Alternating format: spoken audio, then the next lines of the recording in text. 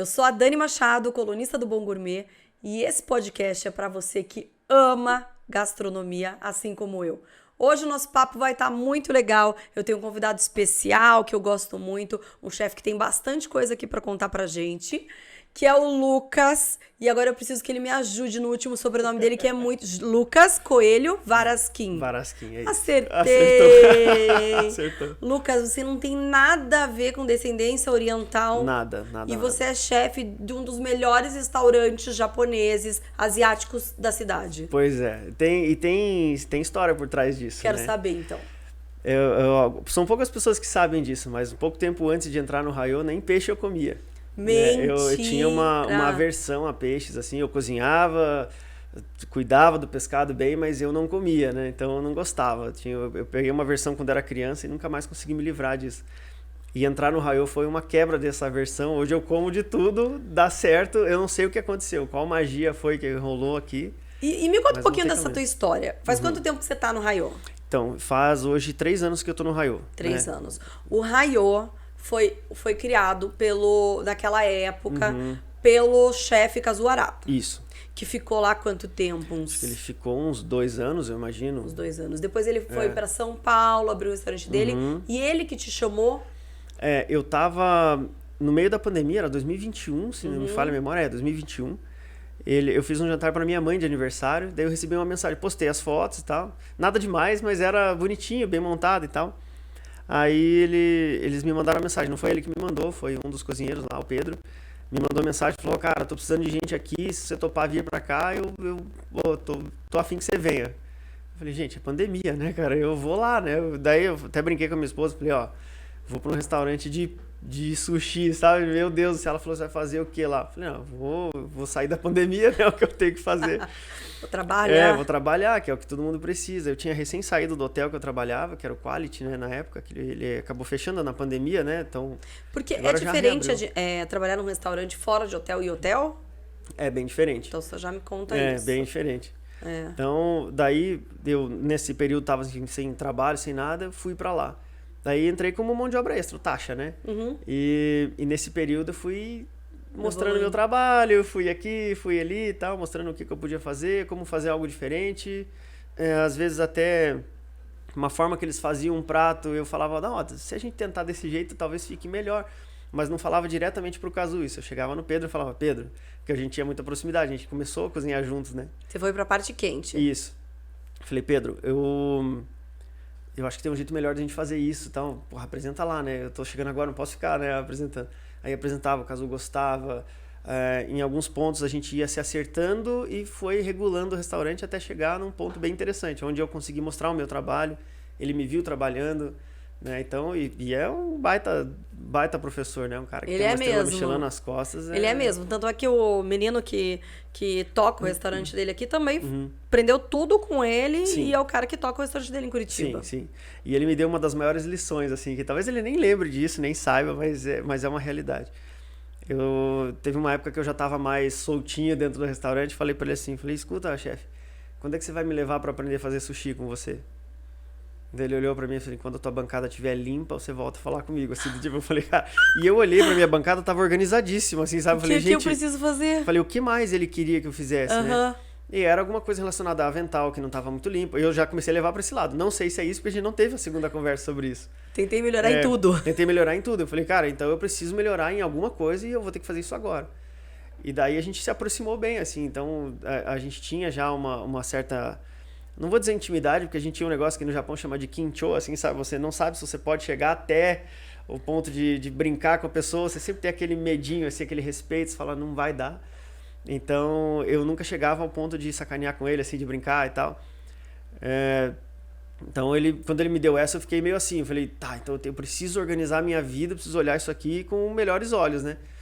E eu fui entendendo o que ele queria, né? Era trabalhar de forma mais organizada, não necessariamente limpa, mas organizado. Isso são coisas que a gente aprende no caminho, assim, né? Andar como cozinheiro, falar como cozinheiro, sabe? Tipo, agir como cozinheiro. Organizar a praça para que você não precise andar o tempo todo, ou fazer... Eu falo isso hoje no Rayô, né? Fazer uma caminhada mais correta, né? Vai até a geladeira pegar um produto do hortifruti, já pega todos que você precisa não ter que ficar indo e voltando. Sim. Então era esse tipo de coisa. Ele falou assim, imagine você no sushi bar. Depois eu fiquei pensando, né? Eu falei, realmente... Eu E nem ia parar atrás do sushi bar. E o pessoal do sushi é o mesmo, né? Não, Que tá a gente lá. mudou. Acho que a equipe tudo. mudou todo mundo. Todo mundo. Mudou todo mundo. Não sei por quê, porque eu achava que... Como é que é o nome daquele moço que faz o sushi lá? Que O é? Michael. O Michael. Eu achei que ele já tava lá faz muito Não, tempo. é que o Michael, ele trabalhava com o Kazu no restaurante do shopping ali no M. Ah, E daí ele saiu. Eu me lembro dele. vim pra cá. Eu achei que ele fosse dali mesmo. Não. Daí ele Ele veio é pra cá fera comigo. demais, né? Fera, o bicho é brabo. E você, hoje em dia, você já aprendeu a trabalhar com o peixe? Já aprendi.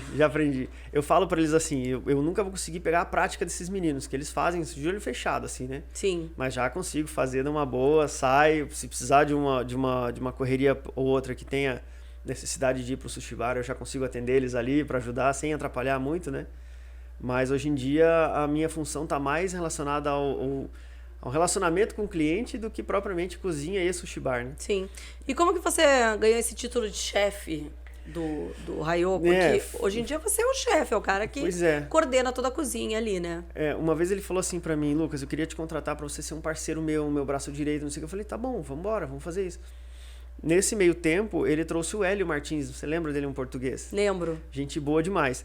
E ele falou assim pra mim, olha, esse aqui vai ser o novo subchefe do restaurante. Eu falei, ué, mas não era eu? Sabe, eu pensei, não era eu? Eu falei, ótimo. Nessa hora mesmo eu pensei, ótimo. Talvez eu não tenha bagagem suficiente para assumir um restaurante nesse nível e no ponto que ele tá agora. Eu falei, então vamos fazer o seguinte, eu vou aprender tudo que eu puder aprender com todo mundo que tá aqui dentro. Né? Ao contrário de que todo mundo acha, que as pessoas ficam chateadas e choram e falam, meu Deus, nunca mais quero voltar, né? Eu fiz o caminho inverso disso. Eu falei, então eu vou aprender com o que me falta, eu vou retirar desses caras, eu vou aprender e vou entender como é que toca um restaurante desse jeito. Aí lá na frente o Hélio voltou, acho que para Portugal ou alguma coisa, não sei que ele saiu do Rayô, e o dono falou assim, Lucas, a gente gostaria de fazer uma proposta para você ser o chefe do Rayô. E eu fiquei meio em choque, assim, eu até fui para trás na cadeira, eu falei, estão de brincadeira agora comigo. É minha vez. Eu falei, estão de brincadeira. Eu falei, agora, sabe quando... Eu sempre disse assim, parece quando o cachorro tá correndo atrás da roda do carro, mas daí ele pega a roda e não sabe o que fazer, sabe? Falei, eu cheguei onde eu queria, e agora, né? Eu sei que eu só aceitei, eu falei, eu quero. Aí eu olhei pra dentro do restaurante e falei, minha nossa senhora, o que foi que eu fui fazer, né? Eu falei, olha o tamanho disso, olha a magnitude que tem, o histórico que tem. Daí começou aquela pressão na minha cabeça. Eu falei, ó, eu tenho que fazer um trabalho tão bom quanto o Kazu fez aqui. Sim. Né? Porque eu tô pegando uma herança, né? E eu nunca vou tirar isso de lá, né? As pessoas me perguntam assim, você não pensa em trocar os pratos do Kazu e tirar os pratos? Eu falei, não, de forma alguma. Porque aqueles pratos também fazem parte da minha história. Né? Eu aprendi a gastronomia asiática no Rayô. Né? Eu sou um cozinheiro hoje de cozinha asiática, mas... Aí são os pratos também que definiram o restaurante desde o início, né? Eu acho que não faz muito sentido você trocar tudo que foi criado. Exato. E eu tenho um menu degustação lá, que é o menu mais curtinho, o Keiken, que é exatamente isso. Eles são os clássicos do Rayô. Ah, então. Né? E eu não vou tirar nunca esses pratos de lá, porque eu acho que ele conta uma história. Né? O menu Rayô não. O menu Rayô, que é um menu mais longo, esse sim eu me permito fazer alterações, coloco coisa minha, mudo um jeito de apresentar um prato ou outro. Então, e a primeira criação de um prato? Esse acho que foi o mais complicado de todos. Eu levei uma língua de boi pra lá uma vez. Ai, Nossa, gente, calma aí. É sensacional. E se ele não fala pras pessoas que é língua, todo mundo come e fala que carne espetacular. Quando ele fala que é língua... Repulsa o meu filho estava comendo, nossa, tava ali na metade do prato. Ele chegou, e aí, o que vocês acharam da língua? Ele olhou pro Lucas, ele olhou pro prato e falou, eu não gostei. Eu não gostei. Exatamente. E isso acontece sempre. Né? Isso acontece sempre. Tanto que por um período muito longo a gente não falava, eu não deixava os garçons falarem que era a língua de boi. A apresentação do prato era carne bovina com molho charsil, sensacional. E as pessoas comiam, não sei o quê. E logo depois disso vinha a sobremesa. E eu chegava na mesa nessa hora. Falei, tudo bem? Tá tudo bem com a degustação? Nossa, delicioso, maravilhoso e tal. Falei, já tinha comido língua antes? Nessa hora a pessoa fala assim, não, mas eu não como língua. Não, é o prato que vocês acabaram de comer. Eu só queria saber se ele tava bom, sabe? Você também gosta de tirar com a galera. Gosto. E esse prato tem uma história muito interessante. Quando eu apresentei o prato pro proprietário do hotel ali, né? E também pro proprietário do restaurante, eu falei pra eles assim, olha, eu queria que o senhor provasse o prato, tô com uma ideia aí e tal, é língua de boi. Ele falou, não aqui não. Ele falou, aqui no Rayô não vai fazer. Eu falei, mas como não? É uma carne... Gente, vamos pensar na China. Eles comem todo o animal. Eu falei, é do focinho ao rabo, vai tudo. É isso aí. Aí ele falou, Lucas, mas para e pensa, olha o público que vem aqui. não dá pra servir língua. Língua é uma carne, não tem como. Aí eu falei, cara, tá bom. Falei pra ele, então tá bom, não vou servir. Falei, mas você pode provar o conceito do prato? Ele falou, posso. Falei, eu vou grelhar um mignon, faço um medalhão de mignon, grelho pra você, o mesmo molho, mesma guarnição, mesmo tudo. Você só prova e vê se você gosta. Eu levei pra ele, pra esposa dele. Eu falei, provem. Aí ele comeu, falou, Lucas, ele me chama de Lucão, ele falou, Lucão, isso aqui tá bom demais, é assim que tem que ser. Mignon, cara, porque o público gosta de mignon. Eu falei, isso aí é língua de boi. Cara, você poderia ter sido demitido. Eu corri um risco ali gigantesco. Você correu risco. Aí ele falou, mas Lucas... Aí eu lembro que a esposa dele não comeu mais, ele não comeu mais, e eu falei, cara, o que eu fui fazendo? Eu devia ter esperado eles acabarem tudo, né? Daí ele falou, não, Lucas, mas assim, ainda assim, não é uma carne nobre, eu não quero que sirva, tá? Porque tem essa questão da língua não ser nobre e tal. E hoje ela leva uma folha de ouro em cima. Pra ela virar chique. Pra ela ser nobre. Eu falei, a falsa nobreza que é visual ali, né? É que ela leva uma folha de ouro em cima. Lucas, então, o prato tá lá. E as pessoas estão comendo muita coisa diferente hoje em dia, né? Então, tá muito bom isso. A língua que a gente falava que era um prato muito... Hoje em dia ele é um prato valorizado hoje na gastronomia. Você encontra mais frequentemente língua... Encontra coração diferenciado, não só o de galinha, né? Exato. Então, as pessoas estão usando miúdos, principalmente nos restaurantes de alta gastronomia. Exato. Eu tenho visto muito. Mas esse é o ponto. É mostrar que pode ser feito algo incrível. É técnica. Com algo exato. É mostrando técnica. Que você não precisa só fazer mignon em contrafilé. Você pode fazer língua até porque isso qualquer pessoa faz. Exato. Agora você viu uma língua boa. Eu vi uma vez um rapaz serve um focinho de alce. Ele é um restaurante russo, assim. Mas nem tem isso aqui no Brasil. Não tem nem como fazer aqui. Mas você para e pensa assim, cara, você vai num lugar pra comer focinho de alce. Não dá, né? Os veganos que me permitem, me desculpem, mas é que deve ser incrível. Mas assim, é um aproveitamento total. A gente tem que honrar o bicho inteiro.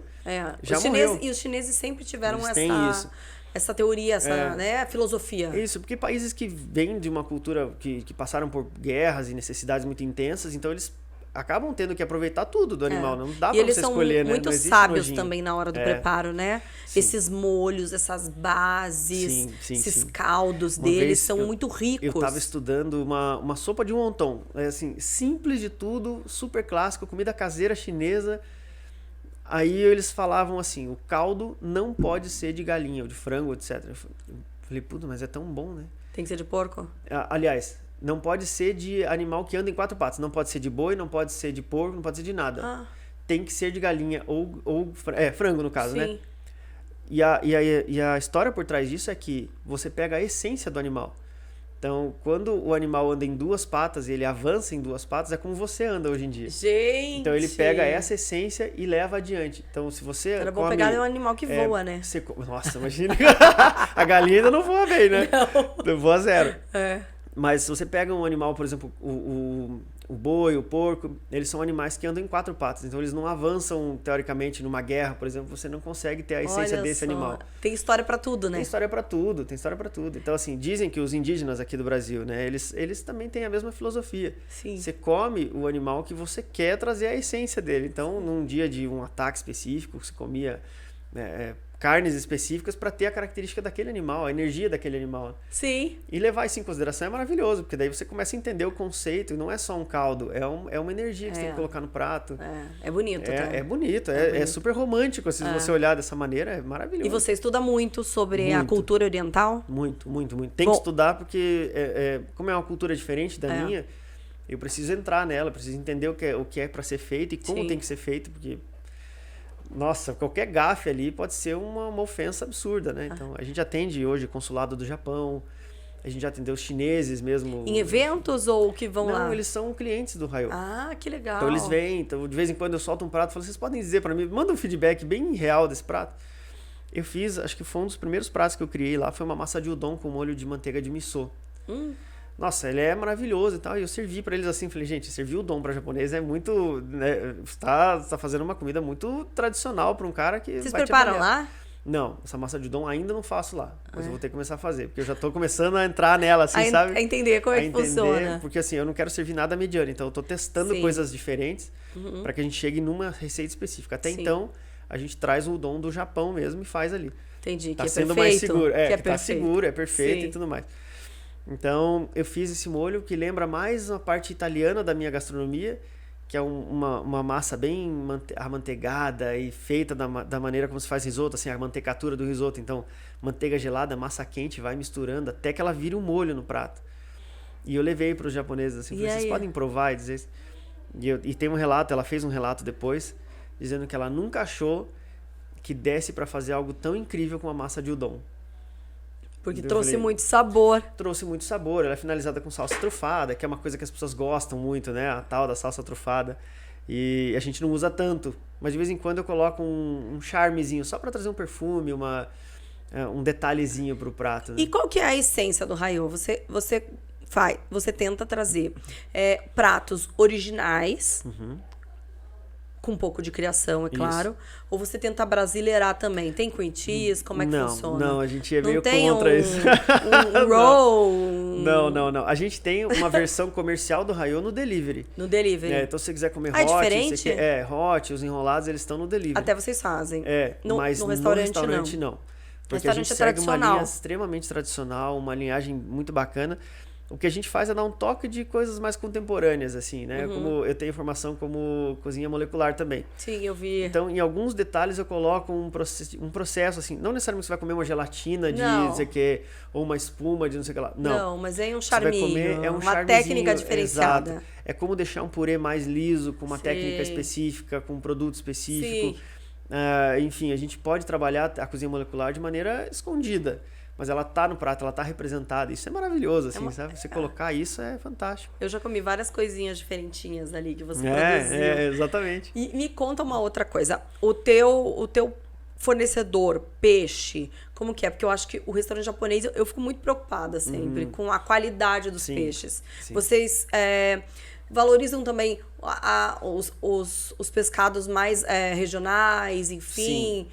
A gente passa por um processo muito delicado sobre os pescados aqui do Paraná, ou de Santa Catarina, Rio Grande do Sul, vem alguns aqui. A gente procura pegar dos pescadores que estão aqui. Mas hoje o comércio de São Paulo paga melhor os pescadores.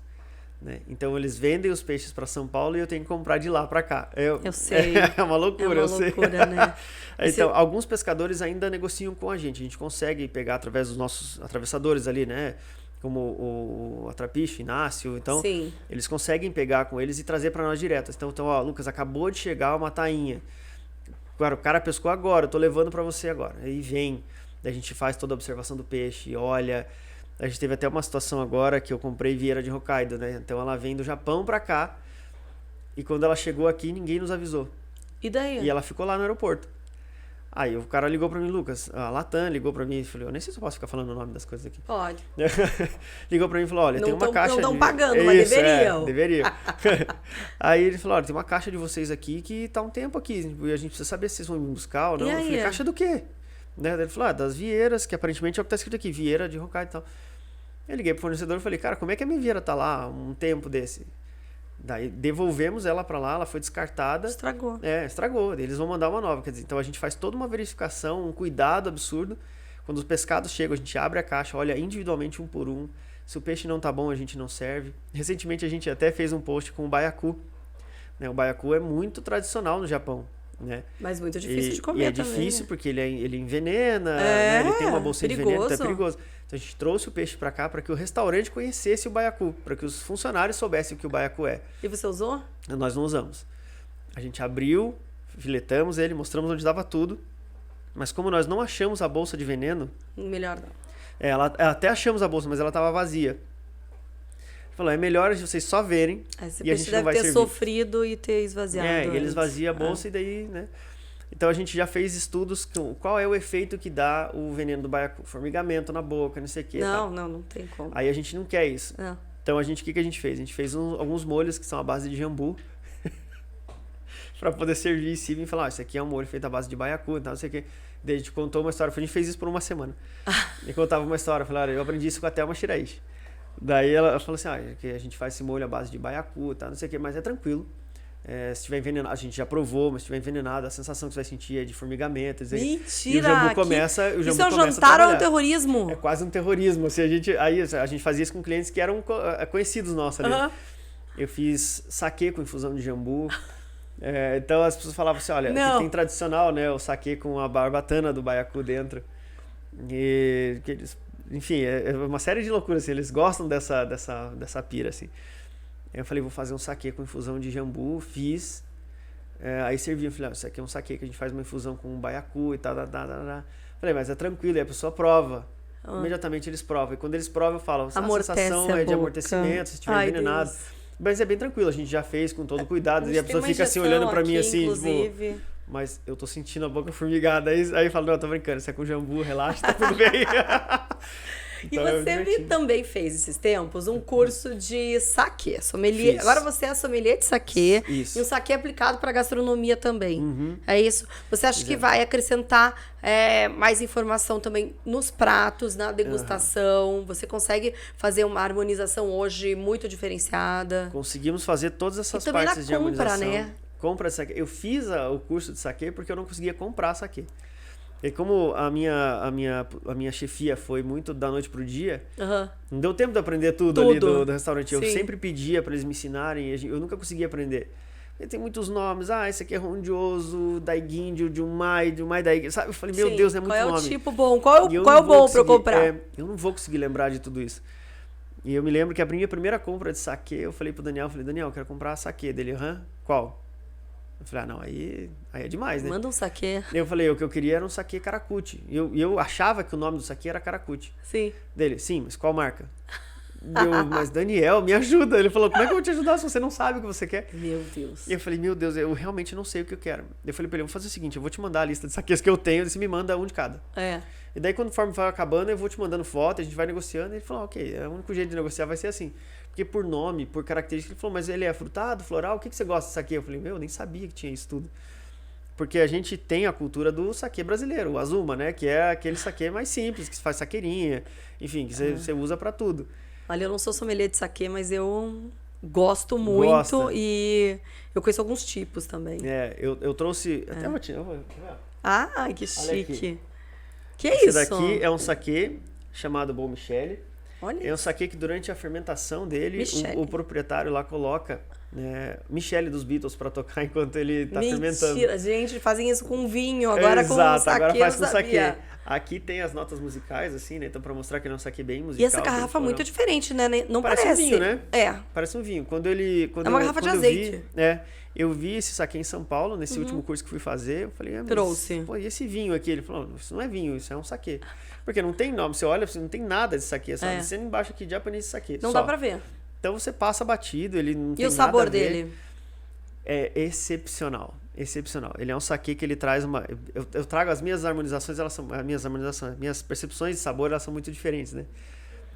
Eu falo que esse saquê ele lembra muito pera... Sabe aquela pera que bateu na cantinha da caixa do Ceasa, que ela já vem machucadinha, já tá com os pontinhos marronzinhos assim, bem madura? É um doce. Nossa, ele é perfumado, parece que você tá, sabe, inalando uma pera, assim, fresca, assim. Ele é maravilhoso. Que delícia. Maravilhoso. A graduação alcoólica dele não é tão alta, então é bom para trabalhar. Mas o saquê, ele tem uma graduação alta, né? Não, ele vai ter média aí 16%, não vai ser muito mais que isso. Tá. Eu acho tão alcoólico, não sei porquê. E esse aqui, uma garrafa inteira. A gente fala muito sobre saquê brasileiro e que saquês brasileiros não são bons. Eu trago aqui uma versão de um saquê brasileiro. Que é produzido onde? Rio Grande do Sul. Mentira! Quem faz é a Paty. A Paty eu descobri a Paty através do Daniel. Que linda garrafa. Ele é um saquê, ela faz na cervejaria lá na Devaneio do Velhaco. E é boa.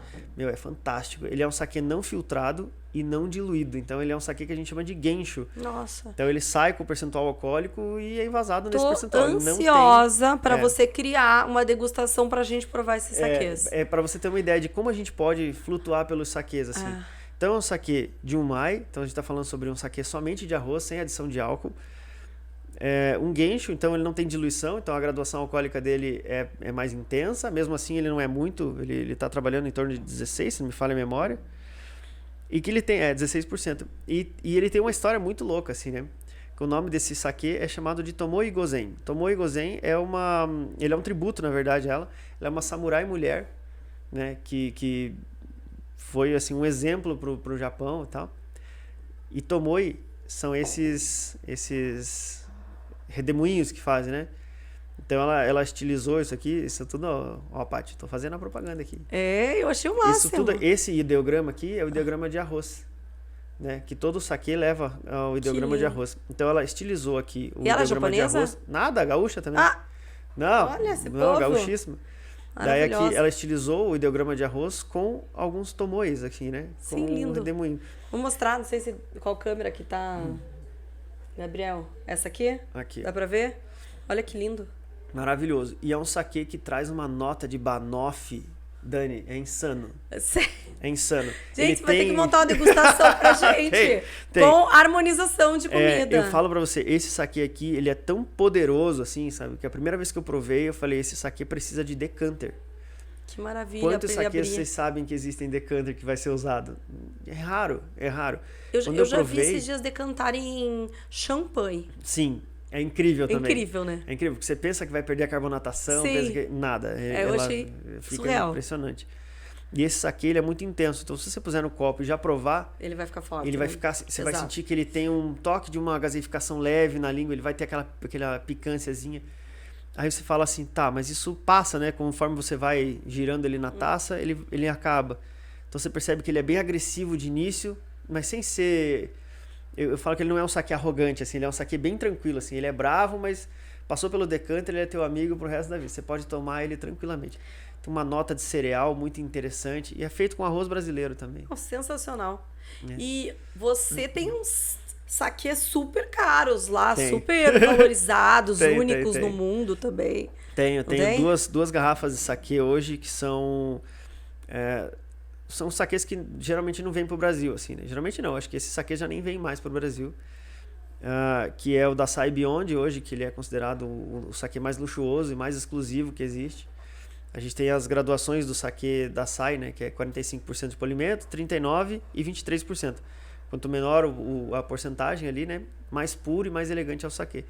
E eles criaram o Beyond, que ele diz que ele está além de qualquer outro saquê que eles têm. Aí, ó. Tá então, vendo, assim... gente? Não é qualquer lugar em Curitiba que você... Eu acho isso muito legal a gente posicionar. Que você vai encontrar um produto desse nível, né? E uma gastronomia... Eu admiro muito o trabalho de vocês. Eu acho que vocês, hoje em dia, têm um posicionamento na cidade que são raros. E a gente vê tanto produto comercial, né? Sim. E vocês conseguirem se diferenciar e trazer novidades e produtos e criar pratos muito interessantes. Essa última harmonização... Até quero falar sobre esses eventos, mas esse último evento que eu fui, os pratos estavam... Olha... É diferente, né? Eu não entendi nem... Olha, eu no dia que eu estava comendo, eu estava falando... Gente, aquele que tinha o aguil e foie gras e... Sim. Aquilo é uma loucura, né? É um toastzinho de... É um espetáculo. Eu falo assim, é só um pão com wagyu. É só um pãozinho. Só um pão com wagyu e foie gras. Sim, a gente já fala assim, são muitas coisas nobres, né? Então você consegue utilizar, óbvio, muito bem os produtos mais caros e mais nobres, mas você faz uma língua perfeita. Exato. Com um molho espetacular.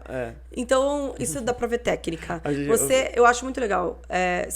Você entende muito bem da técnica, apesar de você não ter origem oriental, não ter o estudo oriental antes de ter ido pro Raiô. E você consegue passar com uma facilidade. A parte do uniforme que vocês usam lá. Eu acho lindo aquela explicação que você dá. Eu acho que tudo enriquece. Eu antes de entrar na gastronomia asiática, eu dei aula, eu fiz aula e dei aula de arte marcial samurai. Por 7, 8 anos eu participei da cultura real do Japão, assim. Por isso que você fala tão bem então sobre a história. Tô tem um segredinho aqui. Tem um segredinho. Veja só, você já estava destinado ao negócio. É incrível isso. Não é? Porque assim, não envolvia a gastronomia, mas envolvia a cultura. A cultura. Você fala muito sobre cultura, que eu acho muito legal. E eu trago hoje a cultura nos pratos. Então a pessoa vai lá comer, ela vai ter uma aula sobre o que é a cultura japonesa. Se tiver afim também, né? Se tiver afim. Assim, a pessoa às vezes tá querendo só jantar. Comer mesmo. E daí eu deixo a pessoa jantar, calma. Claro. Não tem palestrinha, né? Mas se quiser conversar... Mas se a pessoa quiser conversar, a gente tá super aberto. E justamente esse é o plano, assim. A pessoa querer saber um pouco mais sobre cultura, sobre Por que o avental dos meninos do salão é diferente? É lindo, é lindo. É porque ele representa um hakama, que é a roupa dos samurais, né? Sabe uma outra coisa que eu observei muito nesse jantar? O serviço do Rayô. Eu quero saber quem treina essa galera, porque o serviço do Rayô é impecável. Você não vê a sua taça vazia, você não vê o seu copo vazio, você não vê ninguém enchendo, você não vê uma migalha. Na mesa não fica nada. Na mesa, nada. A troca de louças, a troca de talheres, a troca... É tudo muito clean. O serviço é impecável. Você estava comentando com o Xavier naquele dia que o serviço de vocês provavelmente é o melhor serviço que tem em Curitiba. Poxa, obrigado. Não, sinceramente. Quem é que treina essa galera? A tradição do Rayô ter um serviço estrelado, ela vem desde o início. Né? Mas em alguns momentos eu ficava insatisfeito com algumas coisas. Por exemplo, eu não gosto de ligar num telemarketing. Vou usar um exemplo bem simples. A pessoa fala, qual que é o teu CPF? Aí você passa o CPF. Ah, desculpa, não é esse setor, eu tenho que te transferir. Nossa, a pessoa te liga, mas qual que é o teu CPF? Fala, cara, acabei de falar, sabe? Tipo, mas o CPF é esse, assim, já sabe. Então você tem essa tradição de ter que ficar repetindo toda hora a mesma informação. Aí nós criamos essa estratégia de você não tem que dizer se você está sozinho, está com 2 ou 3 ou 4 pessoas. Para mim, para o garçom, para ninguém. Você chega na rua, ela fala, só você hoje? Você fala, só eu. Ou, não, eu tô esperando um amigo chegar, ou tô esperando alguém chegar. Seremos em 3. Ela vai sentar você numa mesa de 4 lugares e vai deixar um sinal na mesa que só o garçom sabe. Isso, cara, você... E agora vamos comentar também, né? Até a hostess é a coisa mais maravilhosa, educada, linda. Uma modelo. Gente, eu, sinceramente, eu tô ficando apaixonada pelo restaurante. Cada dia que eu conheço mais, que eu vou mais, eu me encanto. Porque é a tal da história. Você sai da sua casa para você ter um jantar espetacular e ter uma noite agradável e inesquecível sem se incomodar com nada. E lá você pode fazer isso. Tem tudo isso. Eu digo para os meninos do salão, assim, quando a gente tem reuniões assim mais de pontuação, de pontos de melhoria, né, em detalhes específicos, eu digo assim, o cliente tem que entrar aqui, a única preocupação dele é engolir a comida.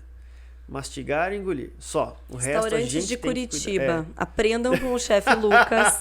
Não tô falando de todos, mas eu tô falando que tem muita gente para aprender ainda coisa, porque vão até o Rayô e sentem, vocês vão entender exatamente o que eu tô falando. Sobre serviço. O serviço é muito importante num restaurante. O cliente não põe a mão na porta para ir ao banheiro, se precisa sair. É a coisa mais linda, porta gente. abre, milagrosamente a porta abre.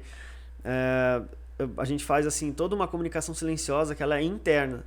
Então todo mundo sabe o que você está tomando, todo mundo sabe o que a pessoa do teu lado está tomando, na mesa do lado sabe quem está tomando, então qualquer garçom pode atender sua mesa. Espetáculo. Em algum momento que a pessoa pode estar atolada, o garçom pode estar na praça dele ali desesperado, né? Sim. Vem alguém para ajudar, ele sabe se você está tomando água com gás ou sem.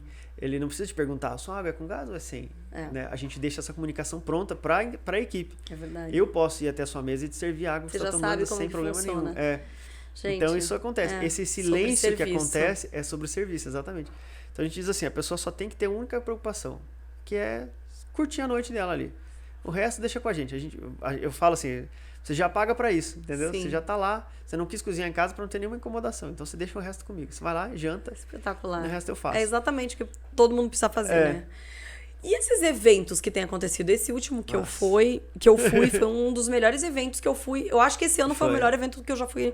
Eu fui em outros. Não, eu não vou falar, gente. Eu fui em vários eventos bons. Mas é que foi um evento tão impecável, assim, onde todos os pratos, eles contavam uma história e a história se entrelaçava ali. Isso. E ela terminou a sobremesa. Aquilo o que é aquela pessoa maravilhosa. A chefe patisserie do hotel, que o Rayô fica dentro do Hotel Rayon. A chefe patisserie do hotel é que criou essa sobremesa. E ela tinha o que na sobremesa, Lucas? Ela fez vieira. Ela fez vieira, ela fez um chocolate com katsubushi. Né? Então, assim, foi... Porque, assim, a Isa, o nome dela é Isa Maito, né? A Isa, ela tem um potencial absurdo. Ela é maravilhosa. Ela é gigante, assim. Você fala, cara, Isa, você é demais. E eu olhava pra ela e falava, cara, eu não aguento mais ver você fazendo brownie. Eu falei isso pra ela, você está fazendo brownie bolo de cenoura. Sim. Que é hoje o que o hotel usa como café da manhã. Então ela estava ali desenvolvendo o trabalho que era dela mesmo.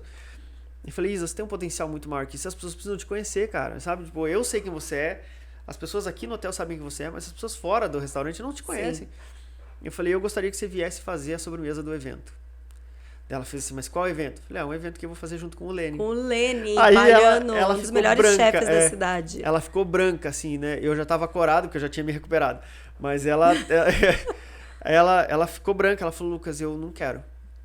Imediatamente ela falou, eu não quero, eu não vou fazer.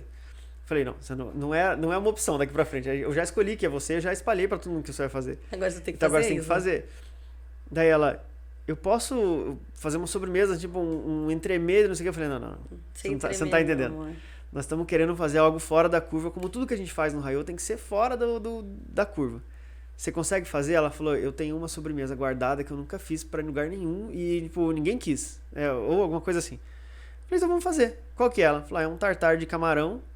Na concepção era um tartar de camarão com creme de baunilha, fruta, goiabada de missô. Essa menina inventou isso e falava que só fazia brownie. Isso que é insano. Aí eu falei pra ela assim, olha, não é seguro servir, voltamos naquela parte de segurança alimentar, não é seguro servir o camarão cru, né? E eu acho que cozido perde a essência do camarão que você quer, né? Daí, por causa do excesso de sulfito, você não consegue garantir como é que tá, então a gente sempre serve ele cozido. Aí ela falou assim, e se eu fizer com lagostinho? Eu falei, mesma história, né? A gente não tem como garantir, então os produtos chegam congelados, na hora de você descongelar para cortar, vai ficar horrível, né? Vai ficar aguado e tal. Aí eu falei, mas eu tenho uma sugestão. Eu falei, se a gente puser vieira? Nossa. Né? Aí ela, dá pra usar vieira? Eu falei, dá pra usar vieira.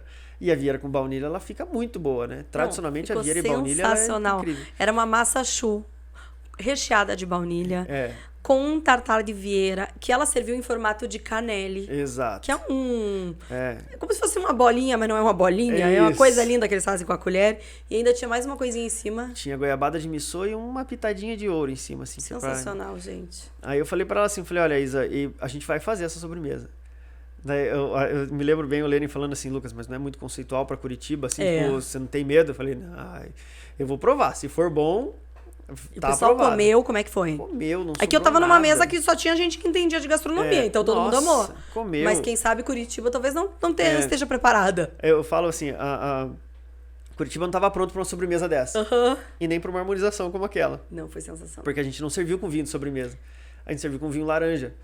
Que é completamente. E esse é um outro negócio. A gente serviu com vinho de Campo Largo. A gente não, né? Eu só tava lá, eu fui tomar. Eu tomei. Uma degustação com vinho do Campo Largo que eu não conhecia, que eu não tava botando fé. Mas acho que a maioria das pessoas não estava. E eu fiquei chocada. Agora eu quero conhecer a vinícola. Os vinhos da Legado. Inclusive, eu vou trazer ela aqui pra conversar comigo. Porque o vinho dela é maravilhoso. A Heloise, a história dela é muito bonita, assim, né? Ela era uma fazenda de leite.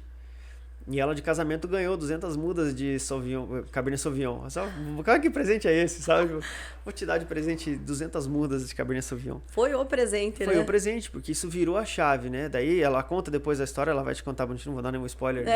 Eu vou trazer ela, porque ela é maravilhosa. E ela virou hoje uma referência dos vinhos aqui. Porque quando você fala em vinho de Campo Largo, você imediatamente remete àquele vinho Campo Largo. Aquele garrafão grande com vinho doce. Que você faz sagu, quentão e tal. Mas ela faz vinho fino. O vinho dela é sensacional. Vinho fino, vinho com uvas que são tradicionais de outros países, assim. Vinho tinto, que é super difícil no Brasil ter um vinho tinto de qualidade. Não, o vinho dela é um absurdo. É muito bom. É um absurdo. Então, assim, ela tá, assim, despontando. E para todo mundo que eu posso, eu falo sobre ela. Os vinhos de Campo Largo não são o que vocês estão pensando. Quebrem essa barreira. Daí, o único jeito da gente quebrar essa barreira seria trazendo... Eu, Lene e ela no mesmo dia. Não, foi porque chocante. A gente já tem esse histórico de quebrar barreiras no Raiô. Então, trazer um grande chefe de nome como é o Lene, trazer ela como uma barreira pra gente quebrar, assim, que desse preconceito dos vinhos paranaenses. Sim. Então, a gente conseguiu fazer isso tudo e deu super certo. Nossa, foi um desafio. Eu confesso que no início eu fiquei um pouco com medo, assim, eu não vou mentir. Porque cozinhar do lado de um cara que foi sabe, eu olhava pra ele e falava, eu quero ser igual a esse cara. Eu tava referência para muitas pessoas, né? Eu tava engatinhando na gastronomia, eu já olhava para ele e falava, cara, eu preciso medir coisas na régua. E foi muito engraçado isso, porque eu falei, gente, é sério, nós vamos cortar tudo na régua. Sim. Daí eles falaram, Lucas, você tá exagerando, não sei o que. Eu falei, eu não tô exagerando, eu sei com quem eu vou trabalhar. Assim, eu sei com quem eu vou trabalhar.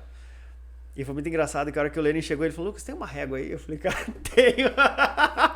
Tenho, eu entreguei a régua pra ele, falei, pode usar, fique à vontade. Mas você Então, também assim, já cozinhou com outros grandes chefs. Já foi a Claudinha. Meu, a Claudinha. Quem mais foi? Encheu dela também. Foi. A Cláudia já foi o Luan do Noma. Que é ótimo que também. É sensacional. O restaurante Nômade é muito bom.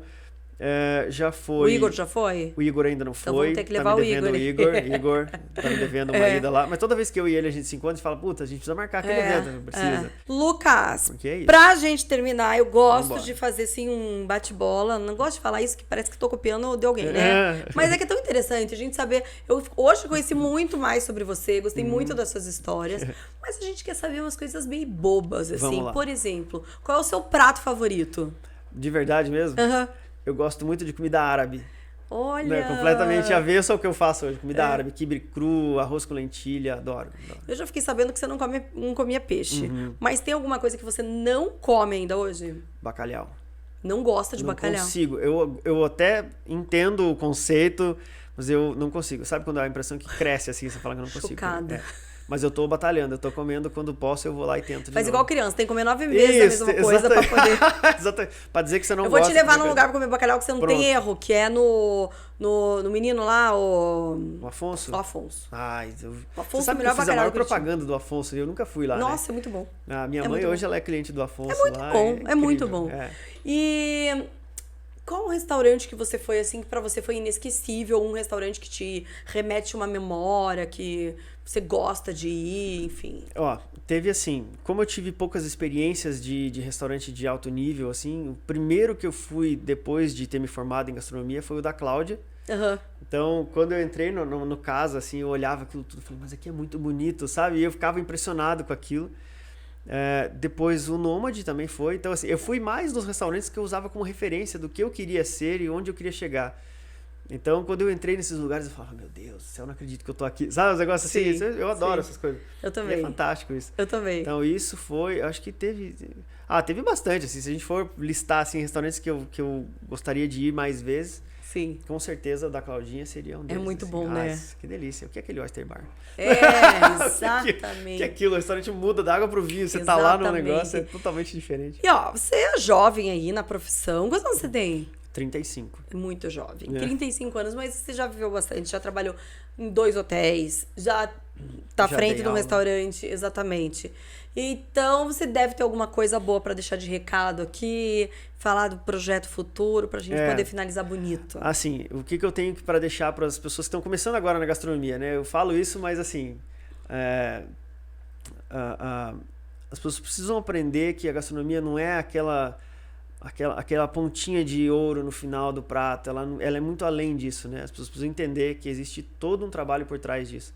Isso precisa ser valorizado e os cozinheiros hoje em dia precisam entender isso. Né? Que não é só chegar e assumir um local, é você trabalhar para isso, entender conceito, estudar. Parece batido dizer isso, né? Mas as pessoas precisam estudar isso, gente. Porque a gastronomia não é tão fácil assim. Aliás, ela é zero fácil. Quando você para e pensa assim, eu preciso estudar tal coisa, você descobre que você não sabia quase nada ou sabia muito pouco.